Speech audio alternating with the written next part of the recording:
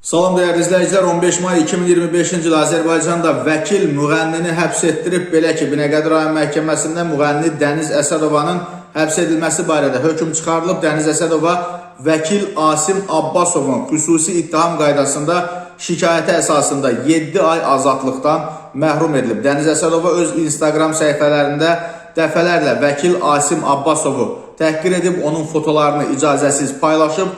Bu səbəbdən vəkil xüsusi ittiham qaydasında məhkəməyə müraciət edib, müğənninin təhqir və böhtan cinayətlərində təqsirli bilinərək ən ağır formada cəzalandırılmasını istəyib. Xatırladaq ki, Dəniz Əsədova bundan əvvəl də eyni ittihamla müxtəlif şəxslər, müğənni Cabbar Musayev və digərləri tərəfindən məhkəməyə verilmişdi. Bundan başqa müğənninin şikayəti əsasında 2023-cü ildə Sabunçu rayonu 21 saylı Birləşmiş Şəhər Xəstəxanasının baş həkimi Rauf İsfəndiyarov həbs edilib.